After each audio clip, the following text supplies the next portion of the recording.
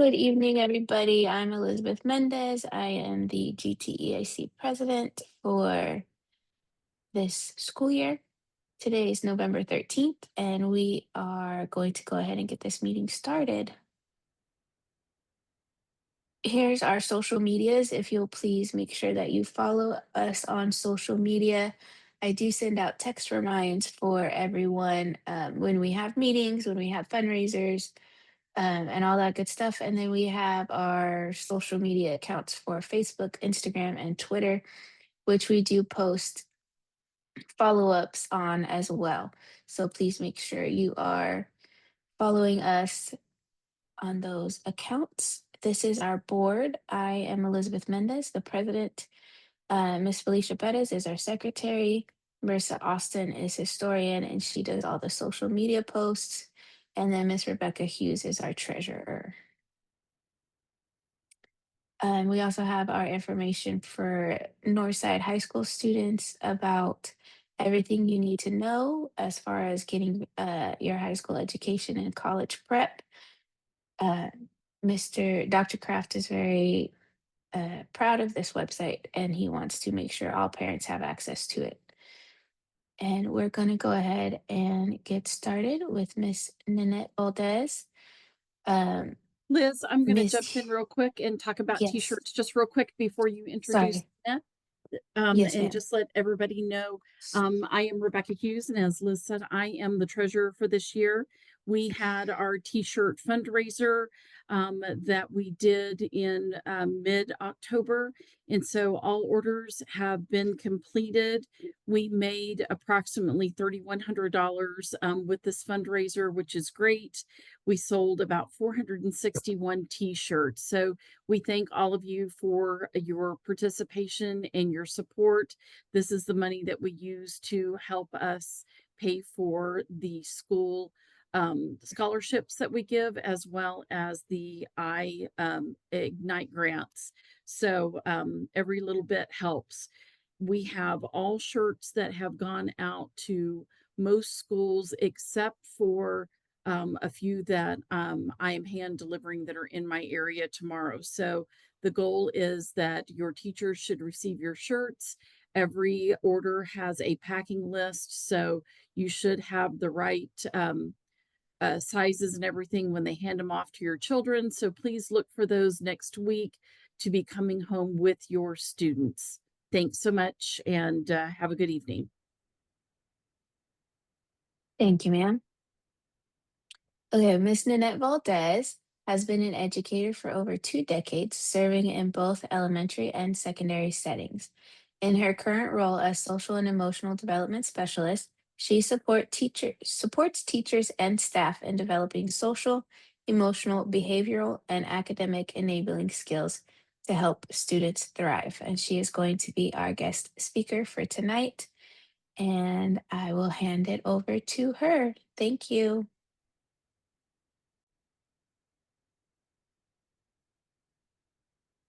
Awesome. There's a peace sign. All right. All right. Anybody else? Great to have. Awesome. Great. All right. Thank you very much for the greeting. And so now we're going to do our sharing. And so this is really a time for us to kind of get to know each other. So this one says, what's something that you've learned over time that's changed how you view your child's behavior? So I'm going to give you just a minute in the chat to kind of share with us your thoughts on that. And if you're driving, don't worry. You don't have to do this. It's just a fun way to get started. Something you've learned over time that's changed how you view your child's behavior. Oh, to choose your battles. That's a good one. Anybody else? Not giving them a hard time if they are having a hard time. Growth mindset's essential. Yes, it sure is. Great responses. All right, therapy, age and stages, that's true. Very important. Step-by-step directions, yes. Chunking things, right? so they're not overwhelmed. Great responses. So hopefully what we share today will kind of listening is super important, not just speaking to, right? Just listening as well. So hopefully what you learned today will allow you to add to your toolbox. And so I'm very excited that we had such great responses. So thank you. And then the last thing we're going to do today is just kind of share the message, what we're going to be doing. So today we're going to learn about parts of the brain and the connection to behavior. We're also going to understand how to teach self-regulation, like what it is, and then strategies for self-regulation. So we're very excited to share those things with you. So when we think about supporting our children, it's important to remember that learning and behavior don't happen in isolation. This Venn diagram represents those three interconnected areas. So you'll first see the social development, which is how students interact with others, how they, build relationships, communicate, and collaborate. We also have our emotional development, how students understand, express, and manage their feelings. And then lastly, you'll see the behavioral development, like what students do, their actions, choices, and responses to situations. And those are the things that I think as parents we really focus in on. These aren't separate buckets, though. Students' behaviors often influenced by how they're feeling, like emotionally, and then what happens to them socially. So our goal is to work in the center of the diagram. So what you see, like right in through here, where these areas overlap, that's where we provide that whole child support. It means that we're not just managing behaviors or teaching regulation in isolation. We're creating those environments and instruction that acknowledge and strengthen all three of those areas. So knowing we need to strengthen those skills with our children, or for us, our students, it begins with knowing what's happening inside the brain. And I think that it's really important for us to just remember that we really need to understand this first to really gain some insights. So when we take a look at the parts of the brain, we're going to focus in on several parts. So we're going to start with our brain stem. And so that is what's in charge of our involuntary functions. So like the breathing, the blinking, swallowing, the digestion. Then we're going to focus in on the amygdala. And this is the one that we really focus in on with kids, but it's right in the center of the brain. It's known as what we call the survival brain. It's linked to the terms fight, flight, freeze, or even fawn.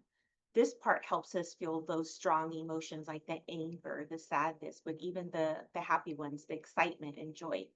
The amygdala likes to respond and is always ready to keep us safe. So when things get stressful, your brain relies on strategies you already know, whether they're helpful or not, to keep you protected. Next, let's discuss the prefrontal cortex. And so that's the one that we like to call the learning brain.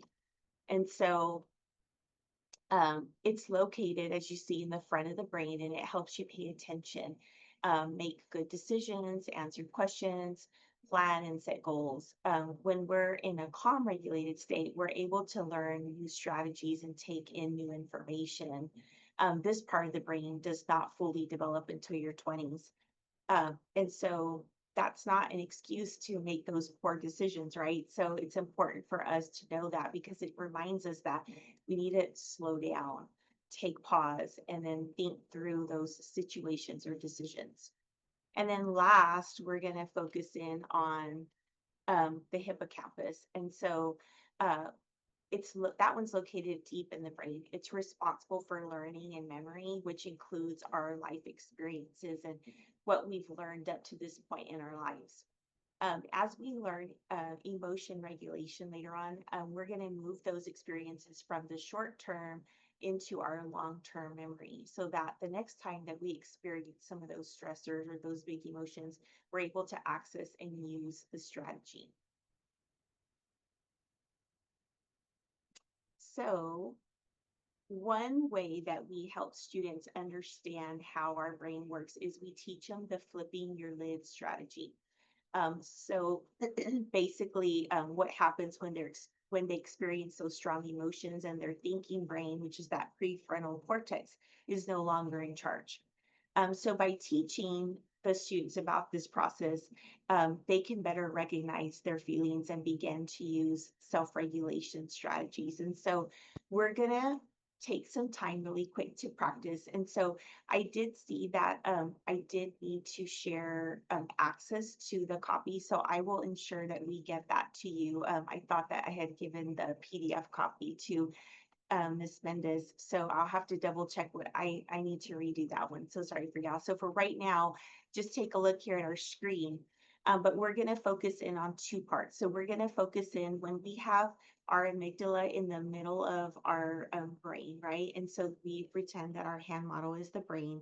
So when our amygdala is being utilized, that's where we call our flipping the lid is happening. Those big emotions, whether it's the anger or the excitement are happening, that's when we use that the amygdala, and we're wanting the prefrontal cortex to at some point be used again. And so we need to determine when our students are feeling like this, or our children, how can we get them back to our learning brain? And so really thinking about what strategies we can use to be able to get them back to this particular state. Okay, so I'm going to give you some scenarios. And so the first one that you see here is you see like a bed, right? So let's see what the scenario states. It says Sasha pauses and says, I need a break, and goes to her room for some quiet time. And so determine here, what do you think? Is it the amygdala that's being used or the prefrontal cortex? Okay, so I'll give you a second. If you said prefrontal, you are correct. Okay, so yes, she's using the appropriate response. She's needing a break, so she goes to her room. Okay, so here's the next scenario. So the next scenario reads, Ava's mom says it's time for bed, and Ava bursts into tears, yelling, I'm not tired. So what do you think it is? Do you think it's the amygdala or the prefrontal cortex? If you said amygdala, you are correct. She is very tired, as you see, right? And she's using, or those big emotions are coming out, so she's using her amygdala at that moment. So our brains are really neat. They have the ability to change and adapt in response to experiences, learning, and environmental influence. So this is called neuroplasticity. And so when we take a look at how neuroplasticity allows our brains to change and grow based on what we practice and experience. This is, actually very powerful, because it means that behavior isn't fixed, right? So for our children or students, this is learning new regulation strategies or responding differently in those tough situations. And so the more that they practice, the stronger those pathways become. So neuroplasticity isn't or doesn't really stop with kids. It's constant, even with adults. So we can intentionally grow our own brains too by building healthy habits like exercise, like creating new sleep routines, which is hard for some adults, right? Or even trying new skills. It's a reminder that growth's always possible for our students and for us. So really thinking about what can we do to really ensure that we are practicing that. And so when you think about you or someone that learns, like is learning how to ride a bike, let's say. At first, it's wobbly, could be scary, and takes a lot of effort. But with practice, their brain's building and strengthening those new connections each time they try. And so eventually those brain pathways get so strong that riding the bike becomes automatic. The hippocampus plays the big role here because it helps us store and remember those new skills so they become automatic. So that way, as someone gets on the bike again, they remember, hey, I remember what to do, and those actual pathways start to develop. So knowing that our brains can grow and adapt, we also know that means that our behavior can as well. And so, as a parent, what does this look like and with for our children? And so, that's always the key. Like, what can we do, right, to ensure that this is happening? Well, as you know, with everything we do, we have to teach. So, behavior is a skill. And so when you take a look here, you'll notice that just like when your child learned how to tie their shoes or ride the bike, they needed like guidance. They needed you to teach them and cheer them on. And so when we want our children to build new habits, like using calm words when we're upset, we can follow the same steps. So when you take a look, the first one is teach. You want to give clear, simple instructions that your child can understand. Show it. Help your child understand by showing them how to do something. Practice together, and that I think is always key. Give them a chance to practice it. It really helps them get better at it. Encourage the effort. Give your child positive feedback when they do well and gentle guidance if they need to improve. And then focus on that reinforcement, strengthening your child's good behavior to encourage them to do it more often. For example, you might do like a high five or a smile and say, I like how you used calm words, or I like how you listened the first time, right? And if they forget or they slip up, that's okay. We just circle back, we practice again, and then we keep on, trying. It's part of learning. So, as you see here, you have what we call our ABCs of behavior. So this is a simple but powerful framework that really helps us understand what's kind of going on. So when we see the A stands for the antecedent. So that's what happens right before the behavior. So it could be direction given, a transition, a peer interaction, or even internal feelings like hunger or frustration. The B represents the behavior. So really like what we do, this is observable. So like anything such as shouting, walking away, putting their head down or following directions. And then the C represents the consequence, which is what happens right after. So think of like, does a child get attention? When they do something, do they avoid a task? Do they gain access to something that they want? Or are they like praised and reinforced for a positive choice? So it's important to remember that consequences aren't necessarily good or bad. They're simply what follows the behavior. So it really is important to know that they do matter because they can either strengthen or weaken the chance of that behavior happening again. So as a parent, you really want to think about what can you do. And so there's two things. And so the first thing, you could either change what happens before the behavior happens to help the behaviors that we want to see happen, or we can change the response to the behavior to encourage or discourage the behavior to happen again. And I know sometimes that's harder, like it's easier said than done, right?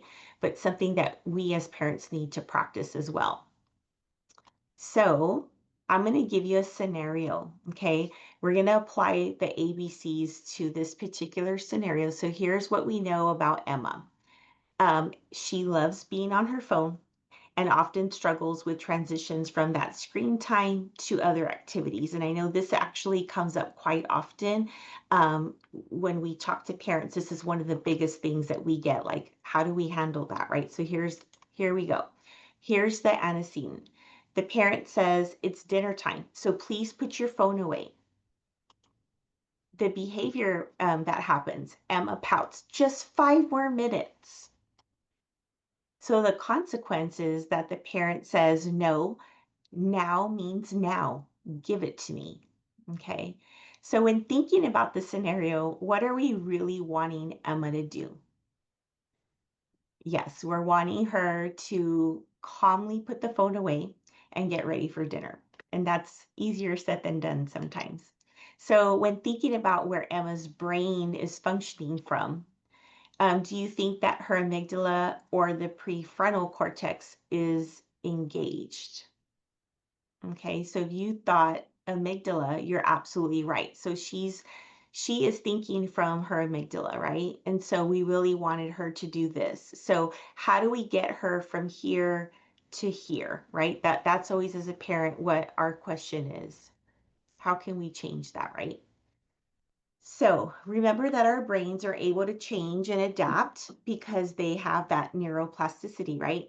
So with this in mind, how could you influence or shape Emma's behavior either before or after the behavior? Okay, so I'm going to give you some time to share in the chat what you think. Okay, so I'm going to give some time here.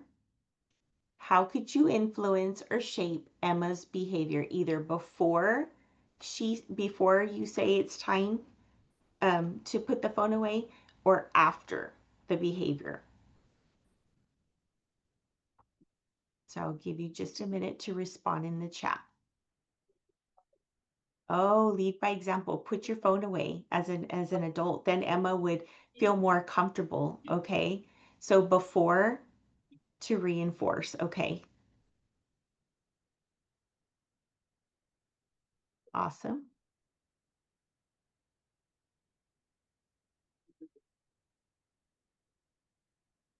Oh, give like a little bit of a kind of like a time before to get close to dinner and say, hey, just give her that heads up.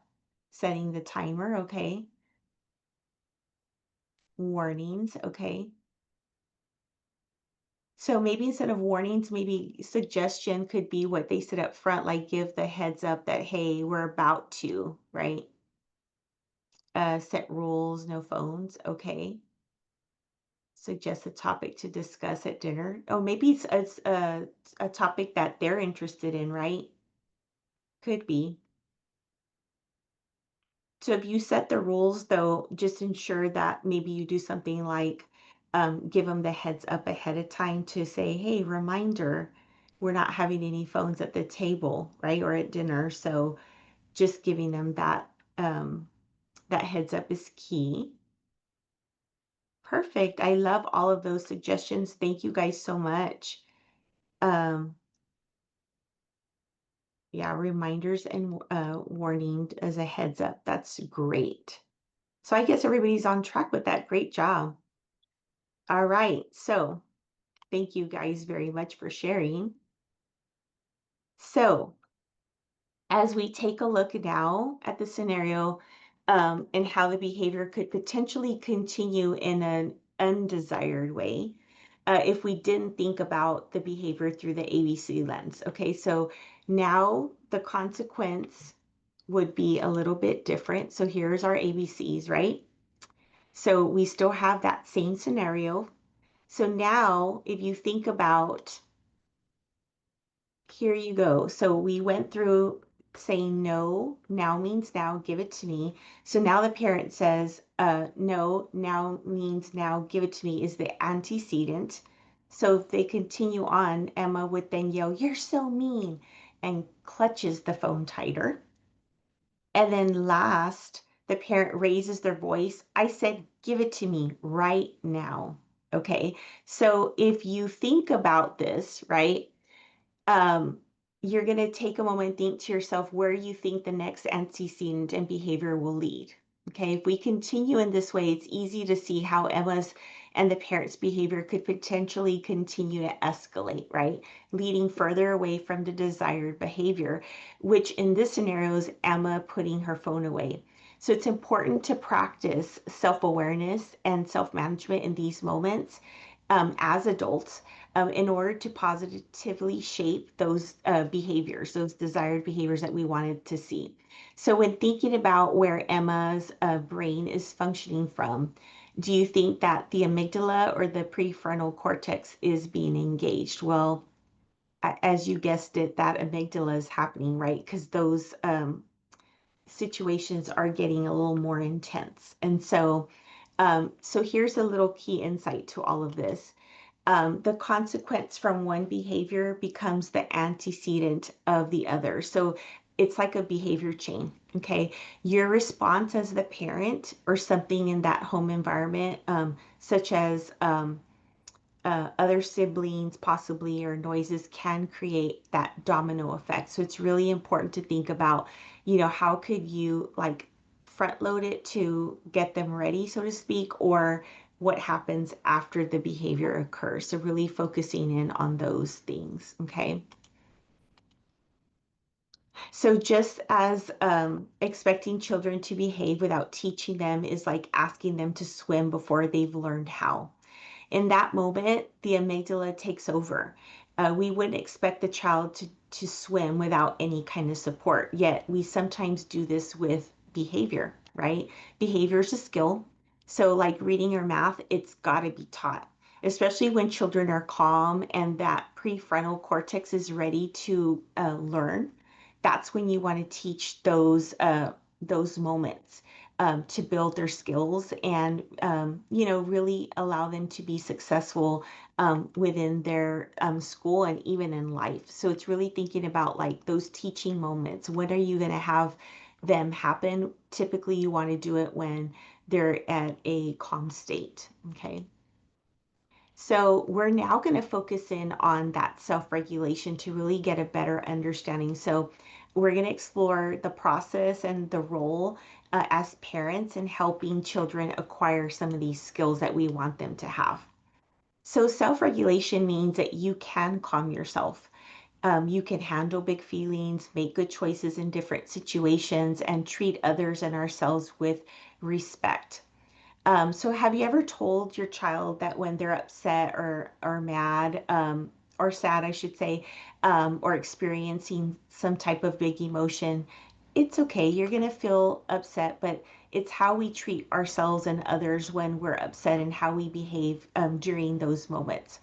The self-regulation process is talking about exactly that, like our awareness and the ability to navigate those big emotions or thoughts and how we show up to others when we feel or think them. So really just making sure that we share that with them.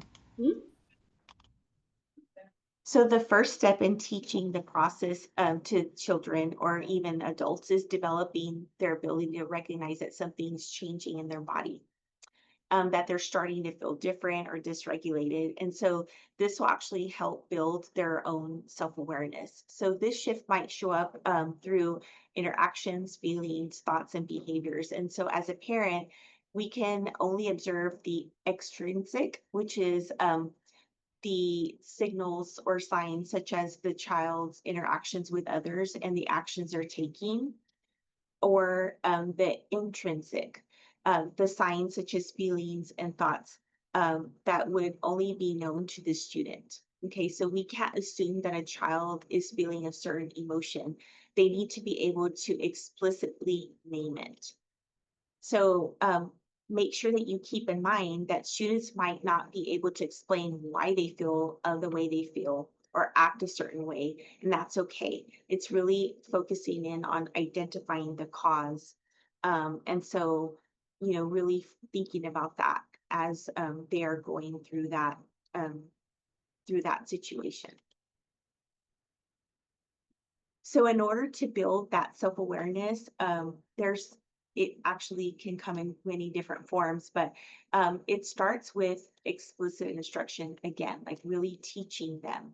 And so we could build those skills through verbal and or visual prompting.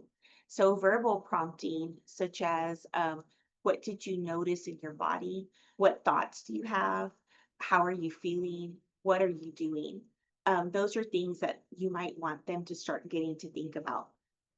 This helps lead into naming the feeling or the thoughts and the actions. And so the check-ins shown on the screen are probably ones that you might have seen before, maybe like in the classroom, or they might be new to you. There is a Komochi that you see right here. And then we also have the moon meter. Those are check-ins. We have our fist to 5 to describe emotions or just like thoughts.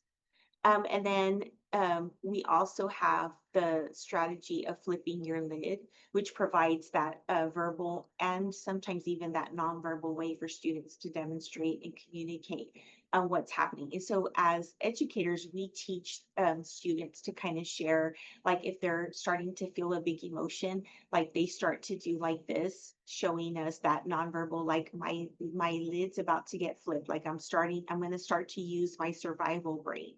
And so that's just one like nonverbal way to communicate with the teacher that they're not feeling the best. It gives the teacher a way. So it could be something that you could do as a parent as well. And so if you click on these, by the way, we do have the PDFs that I linked on there for you to use so that if you want to use this with your students. I don't have the Fist to 5, unfortunately, to ready to share, but these other three, the middle and high schoolers like this one, and the elementary students like this one. This is just something that we teach that all students could use as a nonverbal way. So just wanted to share that with you. Okay. So I want to share a check-in with you. And this is just an opportunity for me to model this with you so that you can use it if you want with your child. So when I say go, you're going to use the hand to type in the chat or to use, if your camera is on. But you're going to rate your understanding of the content up to, this point. So on a scale of fist, which is 0 to 5. Okay, so a fist like this indicates that you do not understand anything at all that I've shared. The 3 is I think I understand a little bit, right? Like midway. And then the 5 is I completely understand and can teach it, or you feel confident in what you're learning. So at this time, I'd like for you to kind of share what you think. Oh, lots of 5s. I love it. Great. 3. And you know what? It's okay, even if you're a 0, right?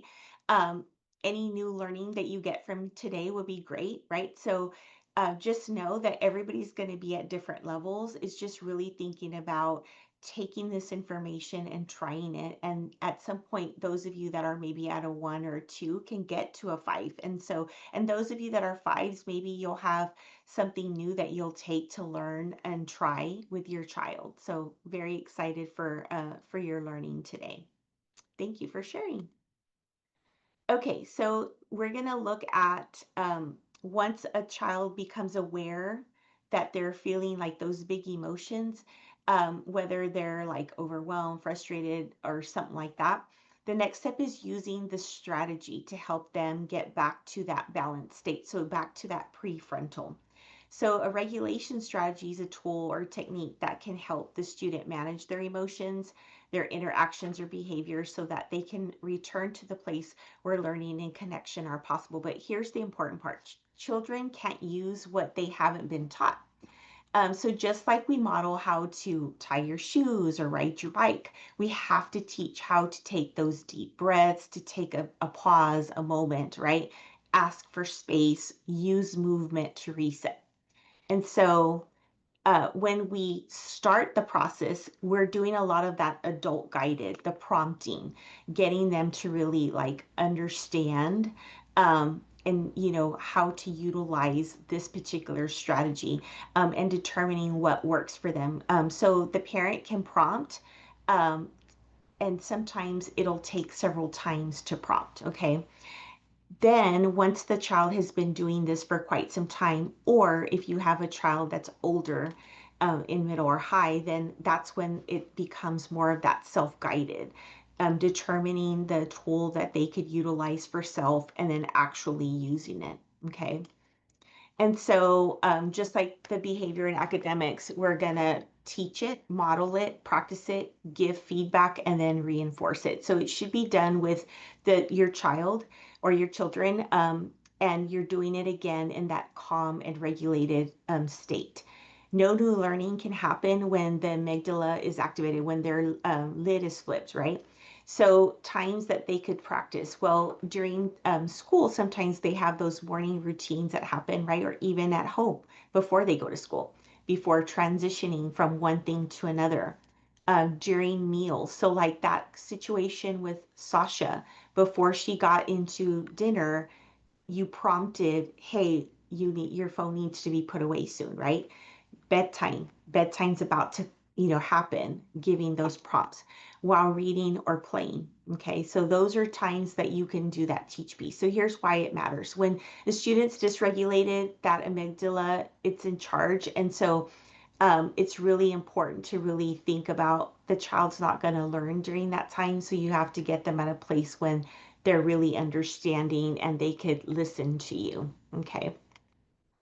So there's many ways to regulate, and they include strategies such as calming your body, calming your thoughts, expressing yourself, changing your space, and taking care of yourself.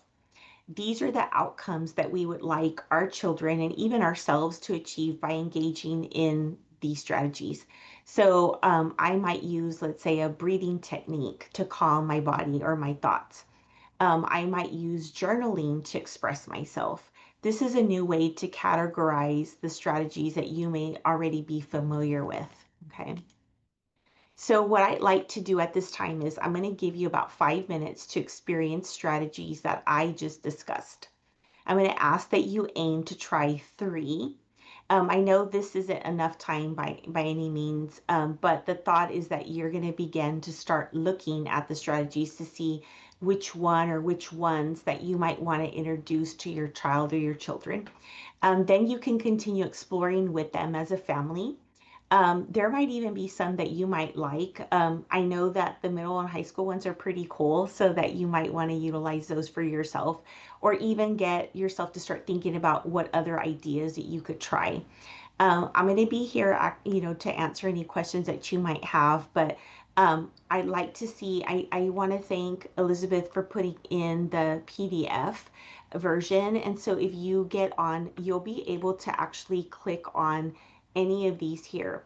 Unfortunately, what you'll have to do is you'll have to click the arrow back and it's going to take you to the presentation again. You have to scroll back down.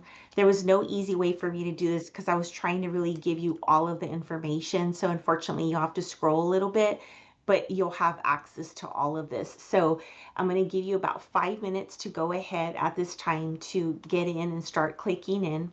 Please know that we're here if you have any questions, but go ahead and utilize this time to click in.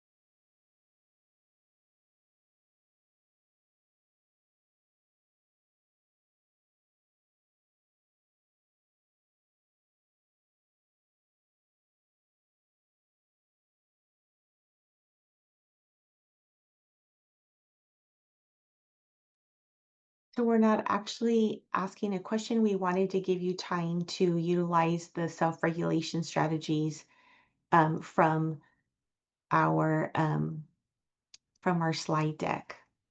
I don't know if that's answering your question.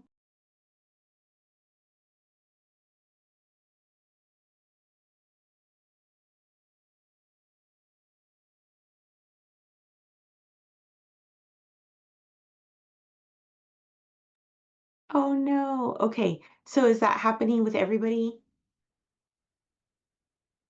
with the coping? Okay. So what I would then suggest is on some of those, you'll have this to take with you. Maybe try a different one.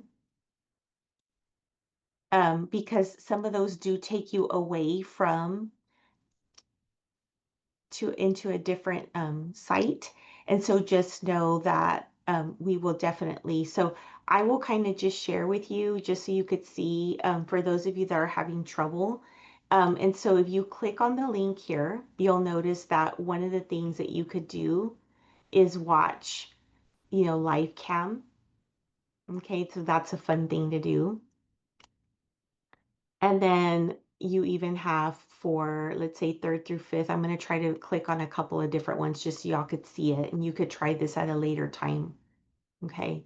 So you have your take 5, which is a breathing. And so we shared ways. There's a how to for you as a parent. And we did it in Spanish as well. But different ways for you to teach with your child. Okay. So we have different take 5s there. You also have, like, if you want to take care of yourself, you have a word find. So it's another fun way you could do a word find with your child. So we try to incorporate different strategies. And I'm sorry that it isn't panning out since it's virtual. You typically, when we're in person, it pans out because you're not having to be on the phone and then click over. So my apologies to y'all, but the intent was really just to let you guys experience some of that. So we wanted just to give you something that you could immediately use. The thought in this is, think about what would maybe interest you or what you think would interest your child, and then be able to, from there, have conversations to introduce the strategy with your child, and then have them try it when they're at a calm state so they know what to do. And then when you start to see those big emotions happening, the thought is, okay, suggest that maybe you should go do the word find right now and take some time to actually, allow them to do that. And so that's just an idea of, one way that you could do it. The other, is maybe giving them a chance to take a look at it themselves and then having conversation with them about what do you think that you enjoyed. But basically they're going to look at, so if they're EC to 2, you're going to have to do more of that guided. They'll stay within this area here, third through fifth here, and then middle and high here. Does it mean that they can only use those? No, but these are ones we thought that, were appropriate per age. So hopefully you enjoyed taking a look. I'm sorry that maybe when you get off, you're able to try it that way. Okay. I'm going to go ahead and move on to the next slide because of time. And so one of the things that you need to think about too as a family is to have a place that you guys can go to when you need to regulate. So here's a one-page flyer showing you how to create the regulation space at home. Is really just thinking about what special spot that you and your kids could have to be able to use to do some of these calming strategies.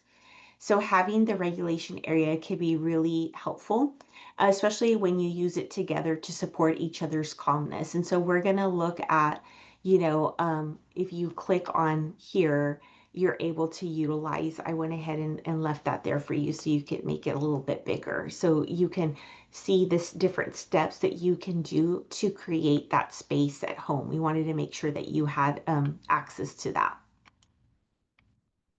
And then, of course, the last step is about reflection and connection. So, like for you and your child or your children. So, after your child uses a strategy, take a quick moment to check in with them. Ask them if the strategy helped and what they noticed about themselves. So, using reflection regularly helps kids build self-awareness over time. So you can ask them things like, was that strategy helpful? what am I thinking or feeling right now? Having them think about that, right? What am I, I'm sorry, how am I interacting with others at this time? So getting them to reflect on that. The next time I feel blank, what could I try instead? And so they would really think about that. If instead of doing this, next time I'm going to try this. And so the connection piece is very important. It's a moment for you as a parent to listen. And I know that that came up in the chat earlier, to check in with them and then strengthen their trust with you. Because I know that sometimes, as a child, it takes time to build that trust to really share with the parent like what they're feeling. So this could be a great way to do that. Okay. So revisiting our scenario again with Emma. And so this time Emma has received explicit instruction, like in regard to the brain and regulation strategy. So when the parent now says, it's dinner time, so please put your phone away, a regulation strategy will now be put in place. And then Emma will now close the app and put her phone away. And the parent will say, thank you for putting your phone away. I appreciate you following directions. Okay. So I know that sometimes as a parent, it takes time to get to this point, right?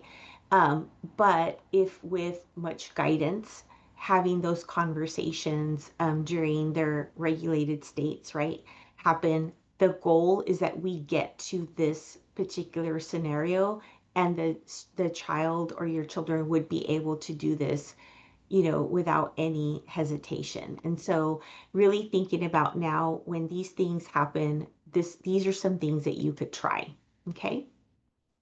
So I know that our time has almost come to an end. And so, um, in order to close our time, you're going to reflect on today's learning, and use one of the 3 prompts to share your response in the chat. So the first option's a rubber band, something that stretched your thinking. So this could mean something new you learned or something that made you see information differently. The second option is the eraser. So something you're letting go of. Maybe you thought about a topic or a scenario in a different way, but now you have come to a different understanding and you want to let go of that old way of thinking. The third option is the paper clip, something that you're holding onto. So these are new learnings and ideas that you want to remember. So think about that, and I'd like for you to choose one, and I'd like for you to share in the chat your thoughts on this. So I'm going to go ahead and start the timer, if you don't mind, and then maybe share like why you chose that particular item. Oh, I like this. All 3. And as an educator and a parent, all this is applicable to you as the educator. And so, yes, at home too. It's super duper important to know that we have to really think about, even as educators, what are you going to do? Like what you do at school, in the school building with other students, you want to take and do with your child at home. And so really thinking about, as a parent who's not an educator, if some of these things have happened to you and maybe it hasn't panned out the way that you wanted it to, thinking about how could you change your mindset on how you do things differently, how you think about behavior, teaching the behaviors you want to occur and doing it, when they're regulated. And so I want to thank you so much for, being able to really sit through. My apologies for you not being able to get into the choice board within our virtual session. My hope is that when you take a look at this PDF and you're able to get back in it without being on the phone too, that you're able to utilize some of these strategies. And I'm going to see if maybe Miss Mendez, if you could share with the teachers, to share with the parents, maybe in a newsletter or in an email again, to see if maybe if they're not able to access it, that we ensure that they get these resources so that they can immediately use at home. But I really want to thank you guys for your time and giving me that opportunity to share some insight. But I think that always as an educator, it's important for me to improve upon, maybe to get some insights from you guys as far as things that you want to see. So I ask that you fill out our family survey for me so that you can give me some information on what we could do to improve. And just know that I really want to ensure that we give you guys resources and tools that you could use at home. The thought is that what we share with you guys, you're going to take and utilize, and those are things that we share with campuses. And the hope is that there's that consistency for the student about what happens at home and at school so that they're able to, utilize these tools and be successful, not only in the school setting, but even beyond. And so, as even teenagers, we need to think about how do we have conversations differently, and what can we do to really support the students. And so, these could be things that you could emphasize, and when you're having the conversations with even your adult kids. And so, we're really intentional about always trying to do. So hopefully you enjoyed this. Elizabeth, I'm gonna take it back to you. I don't know if you have any other reminders or anything that you want to share with them. I do. So thank you, Miss Valdez. I appreciate it. We learned a lot of information, and yes, we will post it to social medias, the PDF, and we will also request that it gets sent out when we get the video uploaded and all that good stuff to YouTube and social media and everything. So hopefully that can go out before Thanksgiving. Fingers crossed. We can get everything edited and whatnot for that. So let me see where was I? Okay, here we are. So we do have. Oh, I'm sorry. There we go. I have too many screens open. I apologize. We do have an upcoming meeting on January 29th, just FYI for parents. So save the date if you we don't have a topic exactly just yet, but we are going to have all that information, of course, before then and let you know via social media. And then our big meeting is going to be on February 26th at Northside Activity Center at 6:30 p.m. with Dr. Kraft. He's going to be our guest speaker on the 26th of February. So please make sure you mark your calendars for that one. That one will be in person, not virtual. We'll try to record it and see maybe if we can post it afterwards, but we are trying to get more in person. As far as with Dr. Kraft, he kind of requested it to be in person because it's hard for him to gauge faces and everything like that with virtual settings. So he did want it to be in person for February 26th, and that will be at the Northside Activity Center. So we hope to see you there. And then our next, Anzel Del Carmen was our winner for the shirts that Miss Hughes was talking about at the beginning of the meeting. Uh, and that is the shirt design. So again, those should be delivered this coming week to everybody so you can have them by Thanksgiving. Our next Panda Express fundraiser is hopefully going to be January 30th. We don't have a code just yet, but we did make about $300 from the last Panda Express fundraiser. So we're hoping to continue that and make some additional funds so that we can get more money back to the teachers and the students for grants and scholarships. Does anybody have any questions or anything?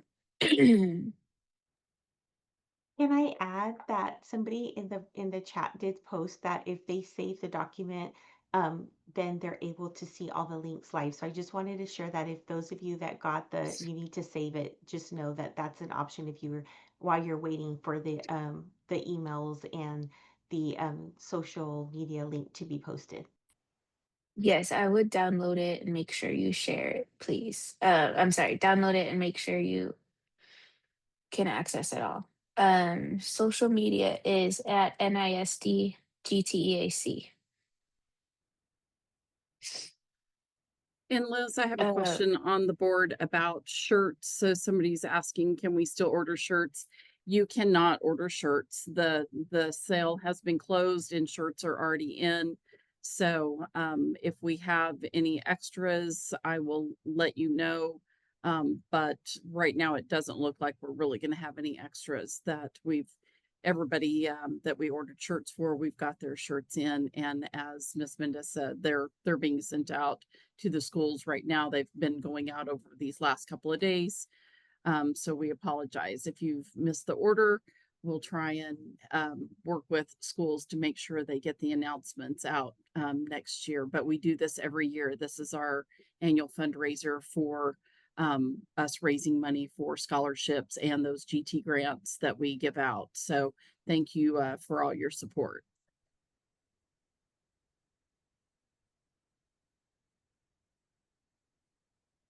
and then Miss Dominguez, I believe you said you're an educator, correct? Are you with Northside? Do you feel like sharing that? If not, it should go out to the GT specialists. And hopefully that will go out also to with the slides and everything. But it is shared in the chat as well.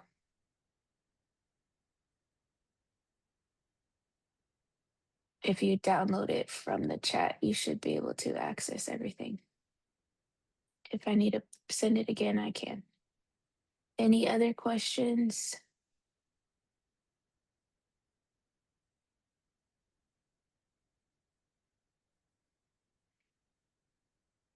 Okay, well, thank you. I'm sorry.